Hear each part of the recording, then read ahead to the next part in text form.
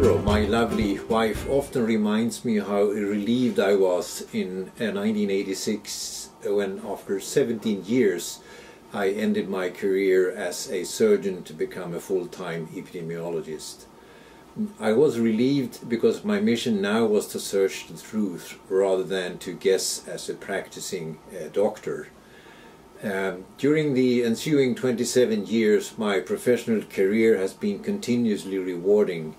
Still, the real culmination was the 5 years during which I served as chair of the epidemiology department with its amazing faculty, staff and students. I cannot imagine a greater professional privilege. I came to Harvard for 1 year, almost 30 years ago. And the reason I'm still here is that I fell in love with epidemiology. The idea that we had methods to ascertain the causes of disease, and if we understood the causes, then we had the foundational knowledge to prevent disease. Of all the public health disciplines, epidemiology has the broadest canvas in terms of geography, methods, and applications. And so here I am, almost 30 years later, still excited to be an epidemiologist.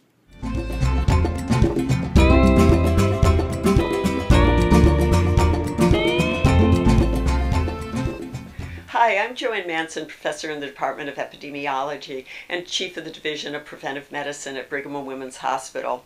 It would be difficult to imagine a field that has contributed more to improvement of population health over the past 2 centuries than the field of epidemiology. It's also difficult to imagine a field that could be more gratifying in terms of opportunities to advance knowledge and to make a difference in people's lives. For example, analyses from the Nurses' Health Study and other epidemiologic cohorts have suggested that based on available knowledge about risk factors, about 80% of heart disease and strokes, 90% of type 2 diabetes, and about 50% of cancers could be prevented. These are the leading killers in the United States and throughout the world.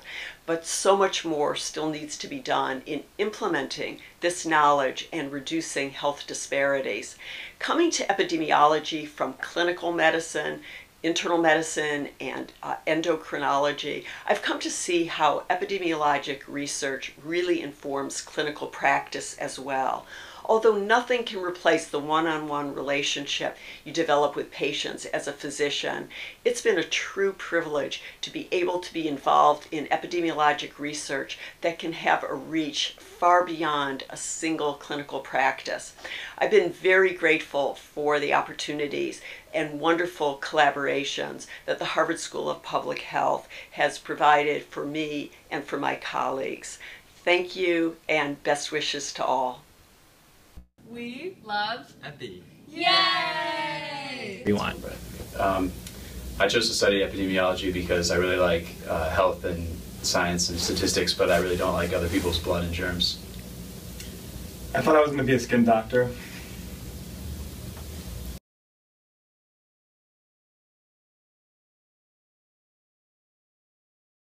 My first day of work at HSPH was Thursday, October 1, 2009, and that Saturday I went to the prospective student open house, knowing virtually nothing about the epidemiology department, but there to answer any questions that I possibly could.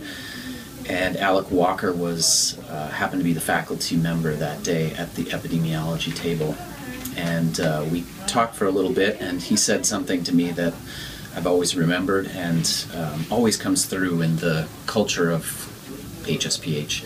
He said that one great thing about this place is that all the faculty and students here, their goal is to make the world a better place. And every day I come to work I think about that, and it makes me happy and excited to be a part of this place.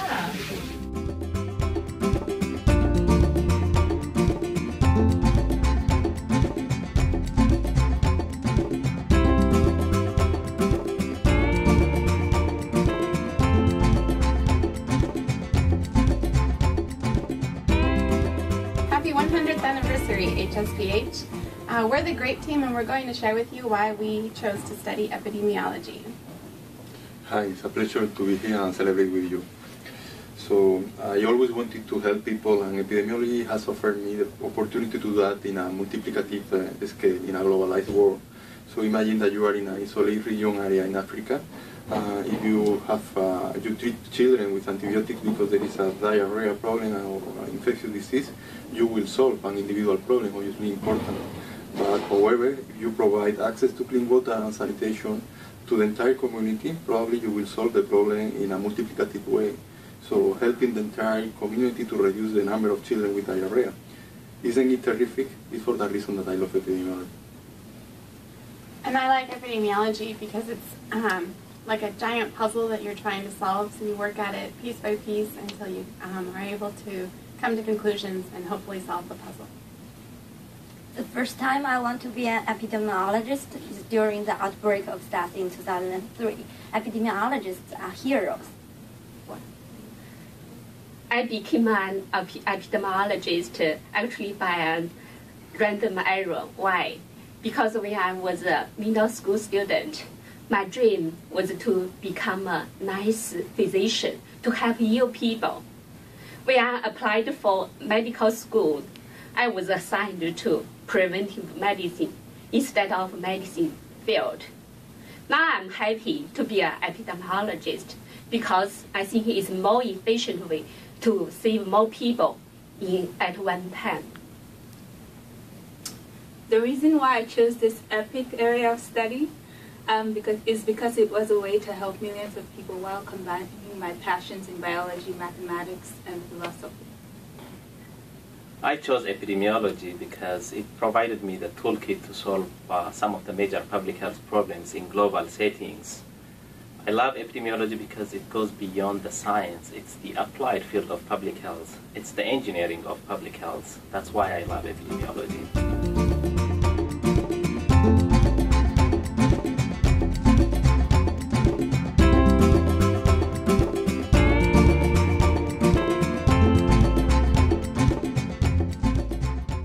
Well, here we have Dr. Ralph Paffenbarger, who's made it to the finish line. Dr. Paffenbarger is an epidemiologist at Stanford University and also a visiting professor at our department.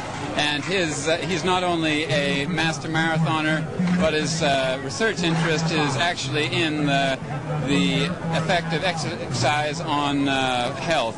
Well, Dr. Paffenbarger, I've selected you as a control for my case control study. I gather that you have no injuries. Did you suffer any injury or delirium or nausea as you came into the finish line? I'm tired, I'm obtunded, but otherwise I'm fine. You're fine. Yeah.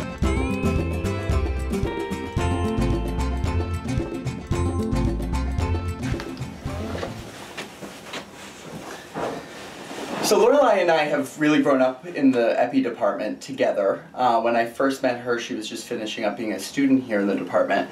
And now I'm her program manager. She's an associate professor, and we're doing really exciting work in prostate cancer research. So Lorelei, could you tell me a favorite memory you have in the Epi department?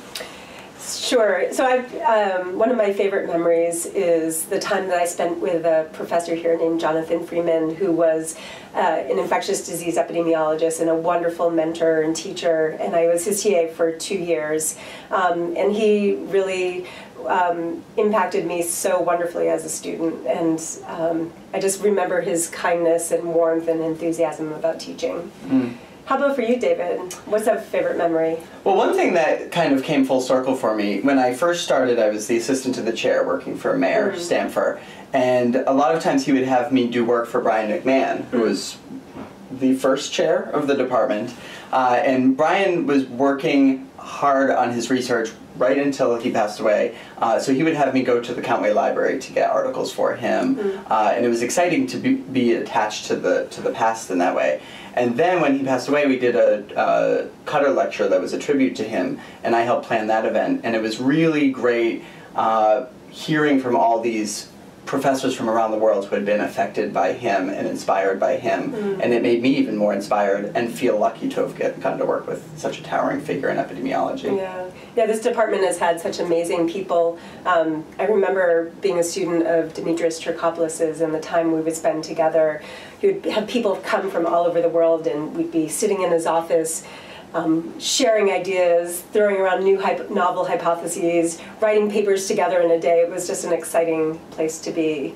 Yeah, and one thing I love about this department is it's not just about the science, it's about the people, and bringing people together to create really exciting science. Yeah, I've learned a lot from a lot of different people, but I did want to say how much I've learned from you, David. You've taught me a lot about collaboration, about being a generous person, and I've loved knowing you these past 8 years. Well, now I'm not just saying this, but I have learned a lot from you as well, in terms of following through with things, thinking creatively, and you've inspired me to now probably leave the department and do other exciting things. No, I'm just kidding. But I've loved my time here as well. Me too.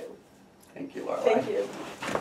Thank you. Back in the early 80s, when I was still a student, I had the opportunity to attend a conference on smoking and health in London, and among the participants were Brian McMahon and Sir Richard Dahl. As a student at Harvard, I thought I knew a lot, and I offered the opinion that, of course, self-report of age at quitting smoking would have a lot of face validity because everybody would remember such a momentous event. And at that point, Brian McMahon turned to Sir Richard Dahl and said, "Well, Richard, do you remember when you quit smoking?" "I don't remember when I quit smoking." That was my leading memory of the two luminaries in epidemiology.